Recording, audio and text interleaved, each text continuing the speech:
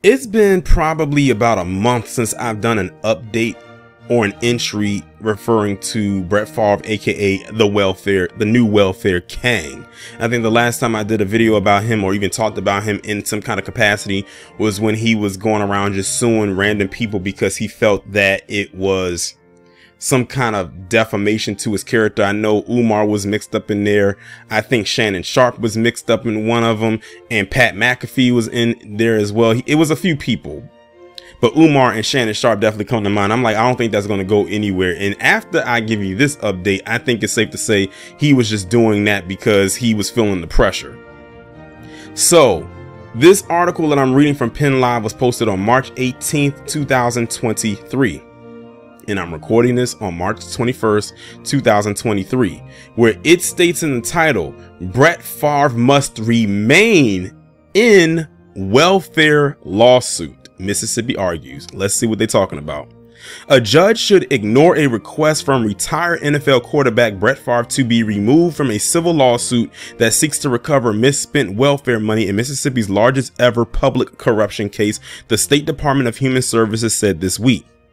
Millions of federal welfare dollars were intended to help low-income Mississippi residents, some of the poorest people in the country, some of probably the poorest, but were instead squandered on projects supported by wealthy or well-connected people, including projects backed by Favre, prosecutors say. No criminal charges have been brought against the NFL Hall of Famer, although other people have pleaded guilty to their part in the misspending. Favre's attorney argued the Department of Human Services is suing Favre, a Mississippi and national celebrity, to deflect from the department's own role in allowing the fraud. Well, it doesn't matter. Let's hypothetically say that they did allow the fraud to happen. He's still engaged in it. Let's not forget the text messages. We ain't gonna forget that. So they can try to use that as a deflecting point all they want. He still willingly went with it when he could have easily not done so, especially with the net worth that he has. It goes on to say, and have filed 2 sets of papers urging a Mississippi judge to dismiss Favre from the suit. Katie Pickett, an attorney for the department, responded that Favre's attorney failed to provide solid legal arguments to get their client out of the lawsuit. Favre's submissions is not a motion to dismiss. It is a long press release, Pickett wrote in court papers filed Monday. The court should disregard Favre's diatribe. The Department of Human Services last year sued Favre and more than 36 other people or businesses. The suit says money was misspent on things like $5 million to help build a volleyball arena that Favre supported at his alma mater, the University of Southern Mississippi, where his daughter played the sport, and $1.7 million toward development of a concussion treatment drug by a company in which Favre was an investor. Those who have pleaded guilty to criminal charges include John Davis, a former director of the Mississippi Department of Human Services, and Nancy New, the director of a nonprofit organization who had ties to Favre and the volleyball and concussion drug projects. Favre has repaid $1.1 million he received for speaking fees from the news organization, which spent temporary assistance to needy families money with approval from the Department of Human Services under Davis. Mississippi Auditor Shad White said Favre, who lives in Mississippi, never showed up to give those speeches. Favre said in October that he did nothing wrong and had been unjustly smeared in news coverage of the welfare misspending. If y'all been following the playlist, you can go back into the archives of the said playlist and you can find my video talking about that statement he just made. Favre first sought to be dismissed from the state civil lawsuit in November. The state revised its demand against him in December. His attorneys filed papers in February, again asking a judge to dismiss Favre from the case.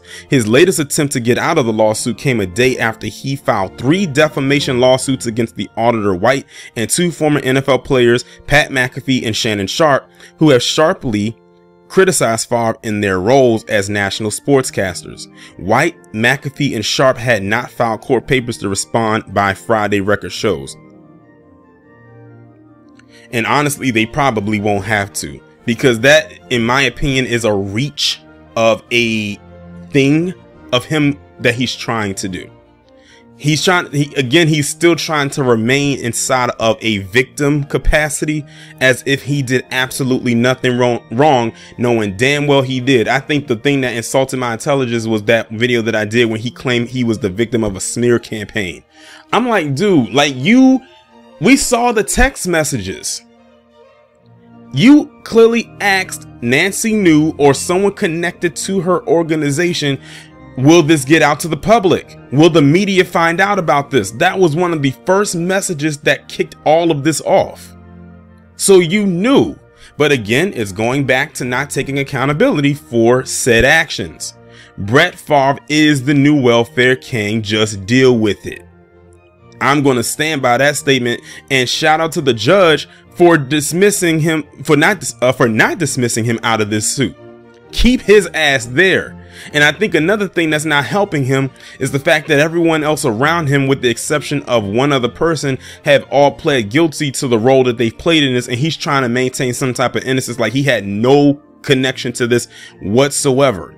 The money is in that volleyball stadium arena that you built, and that $1.7 million for a drug, to my knowledge, was like the equivalent of a placebo. Then you got paid money to give a speech that you never actually gave.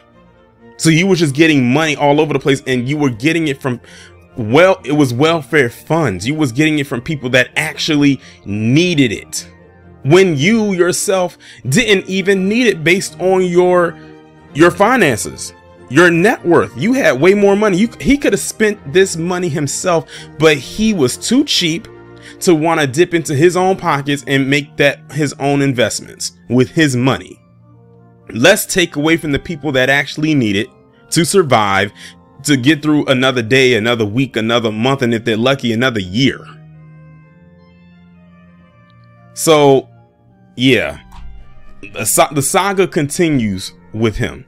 And I hope that they keep this ongoing for as long as they possibly can.